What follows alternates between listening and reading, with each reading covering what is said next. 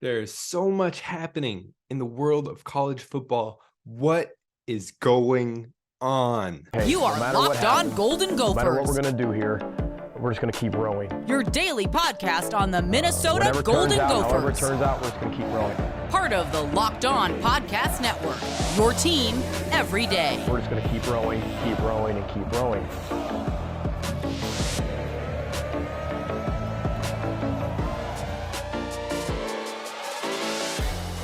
You're listening to Locked On Golden Gophers, part of the Locked On Podcast Network, your team every day.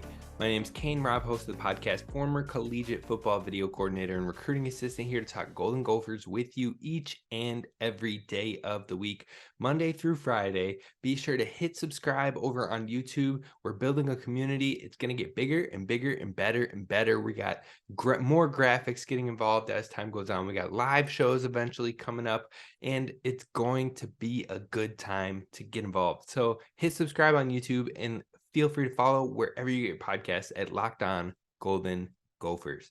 Now, today we're talking about the college space, and there were some big things that happened recently for the Gophers.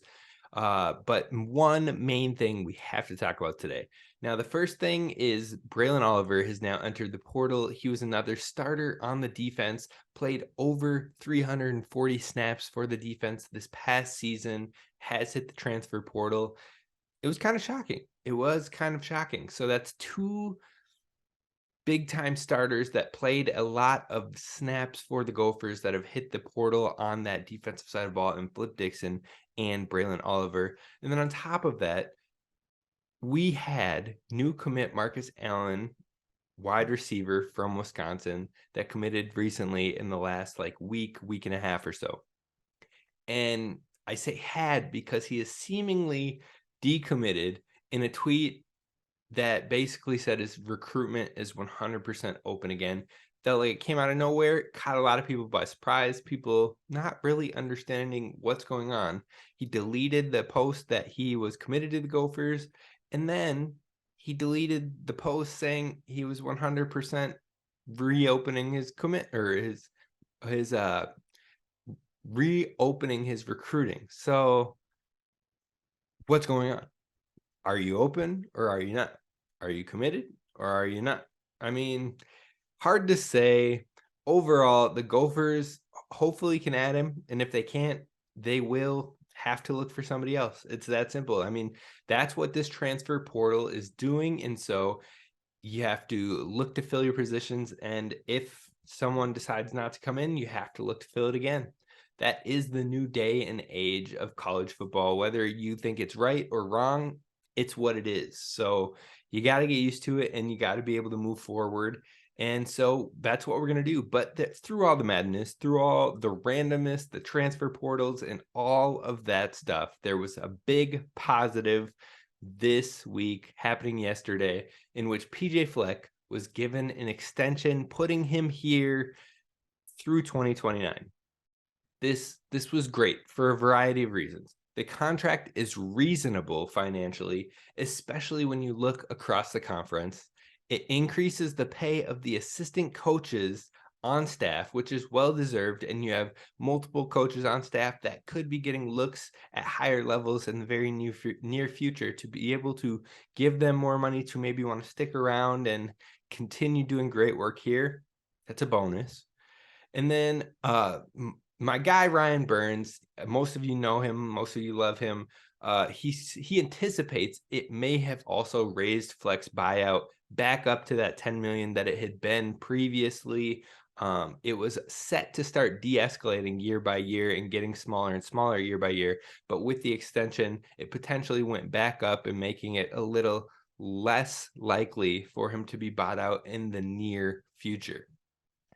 Now, even though Gophers fans, some Gophers fans, I'll stress that it's not all Gophers fans. It's not even like an average amount of Gopher fans. It's a smaller portion of Gophers fans seem to troll and talk about how we're rewarding mediocrity. And I just want to say thank you. Thank you for showing your lack of knowledge on the subject. And may I direct you to another Minnesota sports team to complain about. I already know you got your Vikings were flukes tweet drafted up and saved in the drafts, ready to hit send so you could tell all the people? I already know you've probably tweeted about Rudy Gobert trade being the worst trade in the history of the NBA.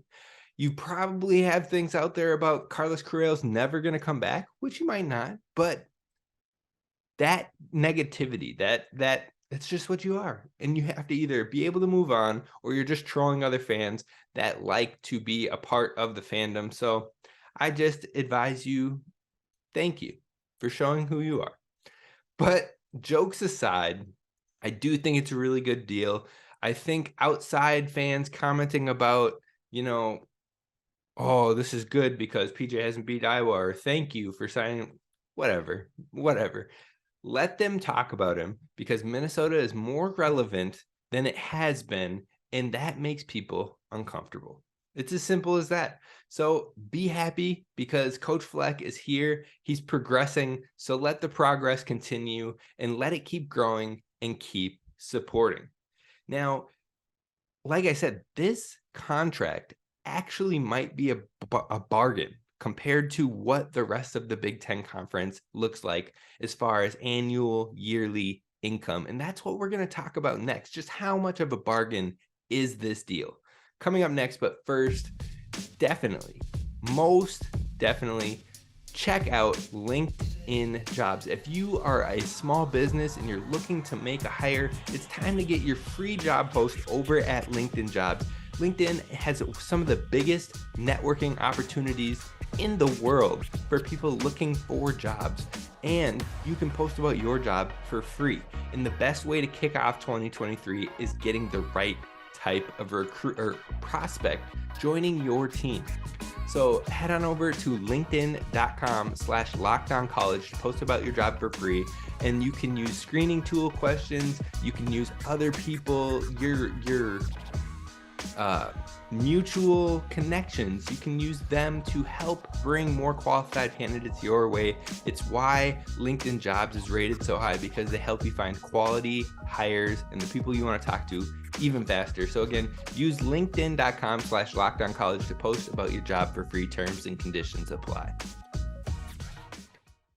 All right, so we are talking about the Big Ten coaches and how Coach Fleck's salary compares to the rest of the coaches in the conference. Now, according to a quick deep dive, this new deal would put PJ Fleck as the 9th highest paid coach in the Big Ten out of 14.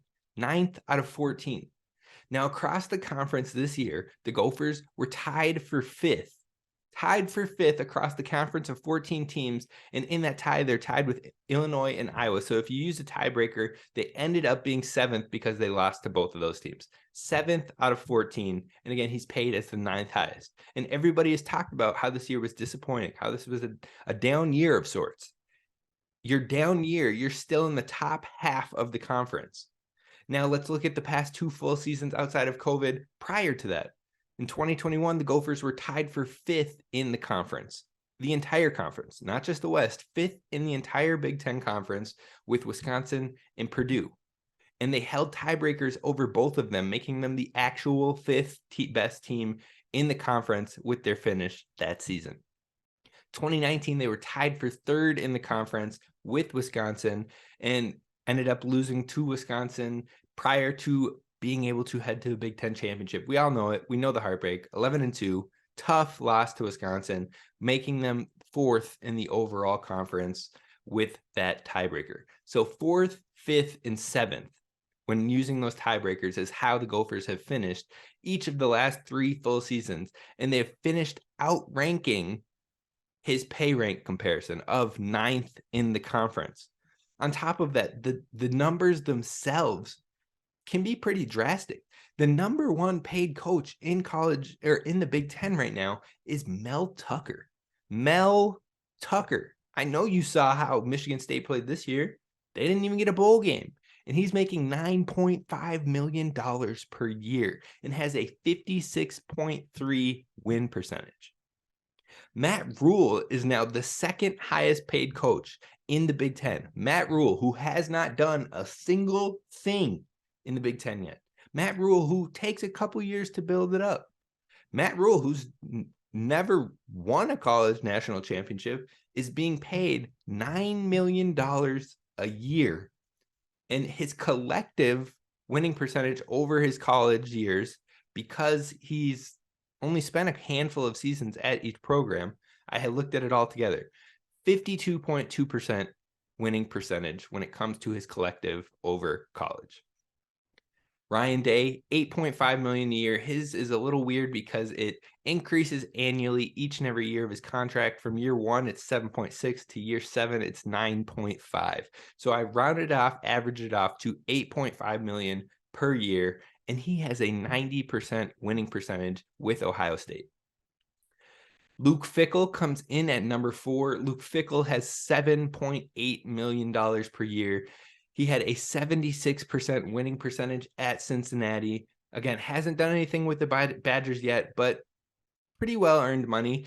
$1.8 million more per year than PJ right now. Jim Harbaugh comes in at $7.3 million per year with a 75.5% winning percentage. So you see those first two had 50%, 56%, 52% winning percentages. Vastly overpaid compared to how they've done at their programs, or for Matt Rhule's case, across the entire whole.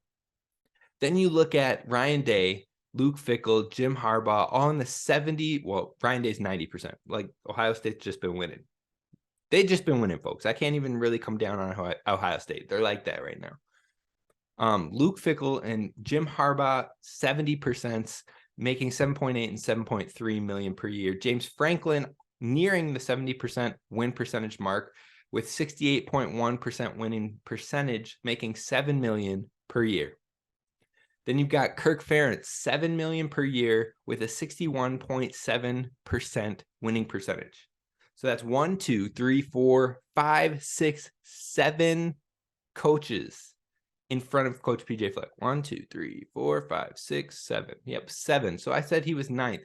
That's because Jeff Brom also just got a deal for $6 million per year, getting out of the conference. He was stolen away by Louisville. So I kind of put him as a tie for now until we know more about Purdue's offer. So Coach PJ Fleck is at 8th or 9th in the Big Ten Conference when it comes to annual pay. Coach PJ Fleck comes in at $6 million per year, like we just said, with a 61.4% winning percentage. So literally 0.3% winning percentage lower than Kirk Ferentz. And it's so close, it's so minute of a difference that if the Gophers go and win out this bowl game, his percentage goes up to 61.9%, which would put him in front of Coach Ferentz in this. So that's how close it is. So the fact that we're paying $1 million less per year, that can be seen as a bargain, as a deal, as a friendly deal, even for the team. Then you look at other coaches. Pat Fitzgerald, $5.1 million per year, 52% winning percentage. Tom Allen, which is just baffling, $4.9 million per year, which seems higher than what he should be getting for his 42.9% winning percentage. Huge drop off in winning percentages for these schools. Even Jeff Brom had a 51.4. So you're going from PJ Fleck, who is nearing a 62% winning percentage, to people in the low 50s and mid 40s when it comes to winning percentage after him. So yes, that $1 million difference, it's worth it. It's worth it. And the closing gap ahead of him is so minute compared to the winning percentage behind him. Brett Bielema, 54.2% winning percentage, $4.2 million per year. I do believe that first season with him is weighing him down a little bit since it's only a 2-year sample size for him right now. So that winning percentage is likely to tick up if he continues to have good years like he had this year. He also would be a bargain, in my opinion. Then you've got Mike Locksley, $4 million per year, 41.7 winning percentage. But he's gotten to a bowl game for the past 2 years. So we'll see if he can kind of shake that one out and get it a little higher as he continues. And then Greg Schiano, $4 million a year, 47.3 winning percentage over the course of quite a few years. Real tough, not looking great, but that's what it is. So PJ's right in the middle of that. And I do believe comparatively to the teams behind him and those right in front of him, his pricing and the financials that he got helps this program and is a deal for this program as well. Now, even looking at the standard of Gophers coaching, PJ has been doing really well. And yes, there's still improvements to be made, but even the most successful Minnesota coaches and some of the most recent Minnesota coaches started slow in some areas, which we're going to talk about next. First, we got to talk about our friends over at BetOnline. BetOnline, you can find the latest trends and action for anything when it comes to sports betting information. They've got you covered from pro sports, amateur sports, soccer, hockey, football, golf, you name it. They've got you covered over there with more lines, more props, and more odds than ever before. The Gophers, their bowl game is up there already, and they are considered the favorites right now. So if you need any sports betting information as you are getting ready to make some more money this year, check out BetOnline, where the game starts. All right, so like I said, even comparing Coach Fleck to other coaches in their time here with Minnesota, it's pretty interesting, and he has done fairly well or better than most people in this Gophers program's history in the last 100+ years. Now, GopherHole, a site many people know out there, compared a few prominent Minnesota coaches and their wins, some being more recent, some being a little ways out. They compared their winning percentages, and yes, before we get into it, I understand it was different eras. I understand there were no divisions, but it's still interesting nonetheless. So looking at Coach PJ Fleck, he's overall 43-27, which is 61.4% winning percentage. We've already talked about that. But in his conference record, he is 500. He's 26-26, and in bowl games, he's 3-0, looking to go 4-0 for his time here with the Gophers.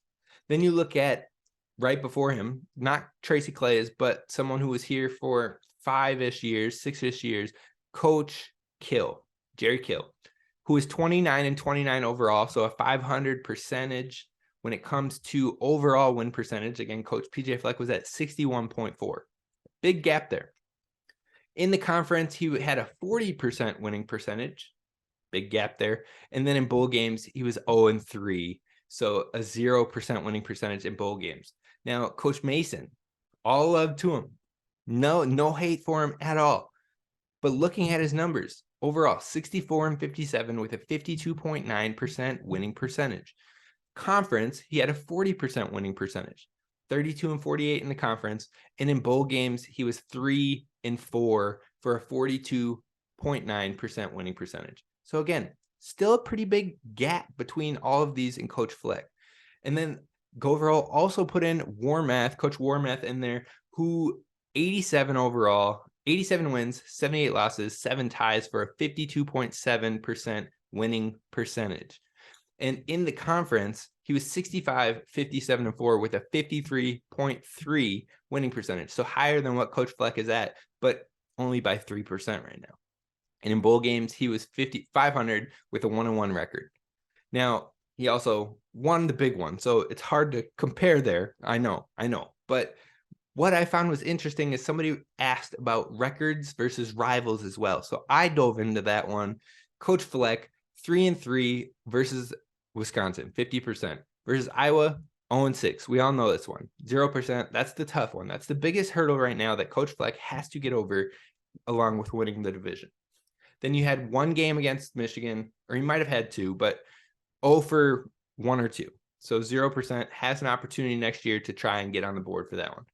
Now, Coach Kill, 0 for 5 against Wisconsin, 0%. 2-3 versus Iowa, so 40%, 2 wins out of 5 games. And then 1-4 against Michigan for a 20% winning percentage. Coach Mason, UW, so against Wisconsin, he was 2-8 with a 20% winning percentage. Versus Iowa, he was 4-6 with a 40% winning percentage. And versus Michigan, he was 1-7 with a 12.5% winning percentage. Then finally, Coach Warmath, Wisconsin, he had a 44.4% winning percentage. So Coach Fleck has had the best winning percentage against Wisconsin so far. Hopefully that can continue to trend upward. But against Iowa, Coach Warmath was 10-7-1, which is a 55.5% winning percentage against Iowa. And then against Michigan, 7-11 for a 38.8% winning percentage. So Coach Warmoth is the only coach that really outdid him when it came to across the board besides Wisconsin. All of them were behind him in Wisconsin. But one thing I wanted to point out with that Iowa with Coach Warmoth is 10-7-1. But he started off 1-5 against Iowa. His 10-7-1 is his finish in his career with the Gophers against Iowa, but he started off 1-5. Coach Fleck is 0-6. So hopefully he'll get that turned around. Hopefully there's hope for a bounce back versus Iowa, get it back on track and get it going in the right direction. The growth, although possibly not as rapid as we saw from 2017 to 2019 for Coach Fleck, is still progressing. Even with the roster seemingly getting younger over these next few years, as we get guys like Athan, as we get true freshmen more involved at the running back position, a wide variety of ages across the wide receivers. The O-line could have some younger bodies in there, but the talent is better than we've seen before, bar none. And that's shown through the players that are getting opportunities at the NFL level, the number of players that we have from the University of Minnesota playing in the NFL. You can see the talent is getting better, it's progressing, and it's getting to the league. So comparatively next year, the schedule is going to be harder, but it doesn't mean that necessarily it's something unattainable. Coach Fleck has earned this extension, in my opinion, and at the given moment, he has a chance to prove it even more next year, more so by winning another bowl game coming up in a couple weeks, and then winning games in 2023 that many will write off as losses. Go win those games, and people will talk even more. They'll sing praises even more, and it'll show even more why this contract is a bargain. Bag secured. Congrats to Coach Fleck. Now go bring another bowl game victory. That's going to do it for us here at Locked On Golden Gophers. I appreciate you taking the time and listening. Hit subscribe on YouTube, hit the like button, and be sure to hit the notifications so you know that the new videos have dropped and you're ready to get in and dive in and listen. Drop your comments down below if you're excited, if you're, if this helped at all for you. But that's going to do it for us. This is Kane Rob signing off. Have a good one. I'll see you tomorrow. Row the boat, Sky Go Gophers.